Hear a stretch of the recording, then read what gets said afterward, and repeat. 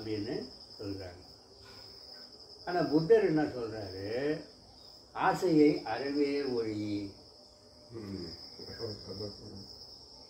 சொல்கிறார். அன்பு தான் செய்வோம், அன்பு தான், ஆசையை அறவே ஒழின்றாரு. இன்னொரு ஞானி என்ன சொல்கிறோம், அத்தனைக்கும் ஆசைப்படு. இப்போ ஒரு இதுன்னா ஆசையை அறவே ஒழிக்கணும், ஒழிக்க முடியுமா? முடியவே முடியாது. ஆனால் ஏன் புத்தர் அப்படி சொல்கிறாரு? சொல்கிறவர் யார்? பெரிய மகான், பெரிய இங்கே சிந்திக்க வேண்டிய விஷயமா இருக்குது. ஆசை அறவே ஒழிச்சிடு அப்படின்றது. அது சாத்தியமா? ஆசை தானே வாழ்க்கை.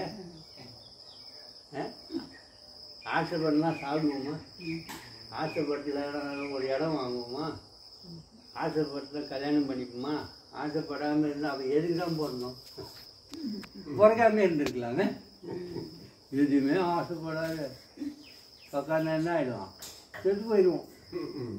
சாப்பிடக்கூட கூடாது, அப்போ தூங்கக்கூடாது. என்ன அப்போ இப்போ அவர் மட்டும்தான் ஏன் சொல்கிறாரா ஆசைப்படாத, ஆசையை அறிவை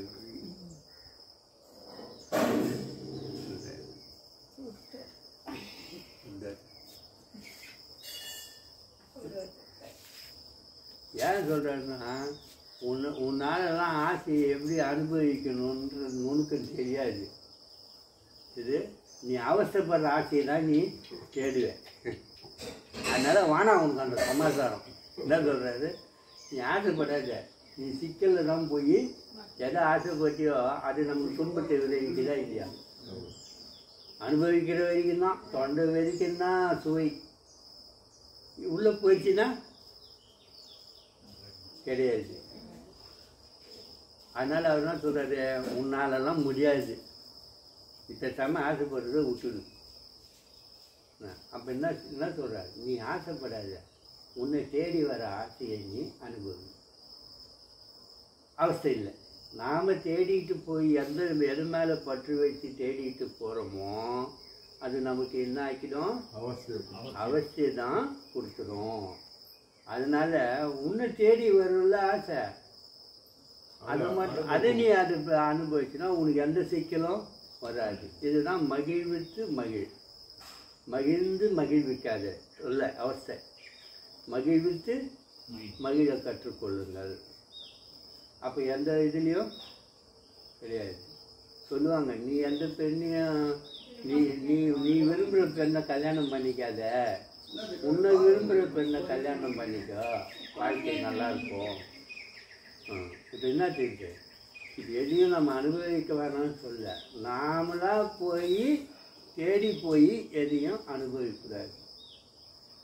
இப்போ தெரியுதா, சூழ்நிலை என்ன உனக்கு தருதோ அதை மட்டும் நீ ஏற்றுக்கொள். நீ சூழ்நிலையை மாற்றணும். இது சூழ்நிலையை மாற்ற நினைப்பது நாம் ஆசையை நோக்கி பயணிப்பது.